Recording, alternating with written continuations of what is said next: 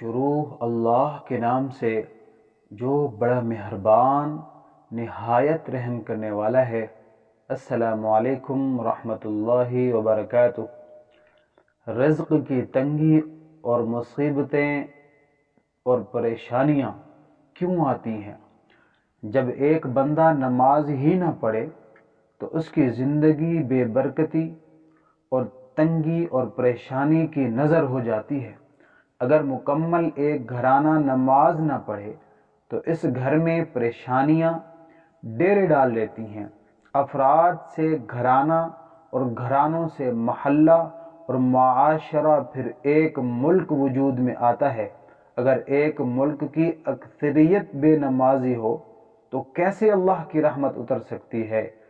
تنگی اور خلفشار سے وہ ملک اور معاشرہ کیسے بچ سکتا ہے؟ اللہ پاک فرماتا ہے وَمَا أَصَابَكُم مِّن مُّصِيبَةٍ فَبِمَا كَسَبَتْ أَيْدِيكُمْ وَيَعْفُو عَن كَثِيرٍ۔ نماز چھوڑنا کوئی معمولی جرم ہے؟ وَمَنْ أَعْرَضَ عَن ذِكْرِي فَإِنَّ لَهُ مَعِيشَةً ضَنْكًا وَنَحْشُرُهُ يَوْمَ الْقِيَامَةِ أَعْمَىٰ۔ سورۃ الطٰہٰ کی آیت نمبر 124 ہے۔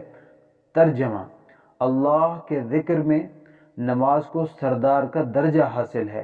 کوئی اسے چھوڑ دے تو اسی حساب سے دنیا اور آخرت میں رسوائی، تنگی، پریشانی لکھ دی جاتی ہے۔ اب ذرا کلمہ گو عوام کی حالت پر غور کیجئے گا۔ کیا واقعی ہمارے معاشرہ رحمت الہی کے مستحق بھی ہے؟ اللہ کریم سے دعا ہے اللہ مجھے اور آپ سب کو پکا سچا 5 وقت کا نمازی بنائے۔ آمین ثم آمین۔